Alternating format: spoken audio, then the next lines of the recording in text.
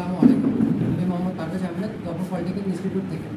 আজকে আমরা Inception automation থেকে ম্যানুয়ালি ফেসগুলো চেঞ্জ করতে হয় সেটা শিখেছি।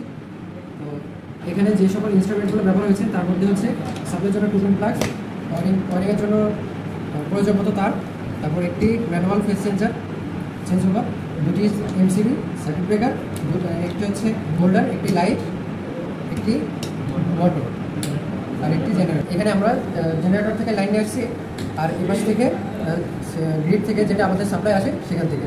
তো আমরা এখানে লাইন দিয়ে দেখব পোলারিটি ঠিক আছে কিনা। হ্যাঁ, আমাদের পোলারিটি ঠিক আছে। আমরা জেনারেটরের মাধ্যমে দেখব জেনারেটরের পোলারিটি ঠিক আছে। হ্যাঁ, জেনারেটরের পোলারিটিও ঠিক আছে। তো এখানে বিষয় হচ্ছে আমরা কোন সাপ্লাইটা ব্যবহার করব।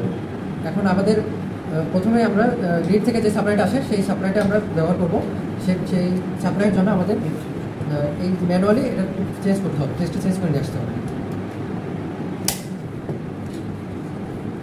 চেঞ্জ করার পরে আমাদের দেখতে হবে সার্কিট ব্রেকারে লাইন আসছে কিনা। হ্যাঁ, আমাদের সার্কিট ব্রেকারে লাইন আসছে। তো এবার আমরা সার্কিট ব্রেকারকে চালু করে দিই।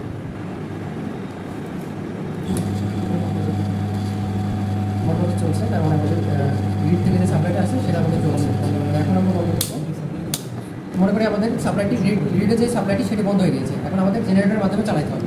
সেক্ষেত্রে আমরা ফেসটি চেঞ্জ করে গ্রিডের সেট করে দেব। এখন আমরা জেনারেটরে সেট করে নিলাম। জেনারেটর থেকে আমরা দেখি লাইনটা আসছে কিনা। জি, লাইনটি এসেছে। এখন আমরা আমাদের লোডগুলো চালু করে দেখবো চলছে।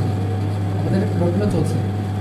এইভাবে মূলত আমরা ম্যানুয়ালি ফেসগুলো চেঞ্জ করে প্রয়োজন মতো গ্রিড অথবা জেনারেটর থেকে লাইন নিয়ে আমরা লোডগুলো চালাতে পারবো।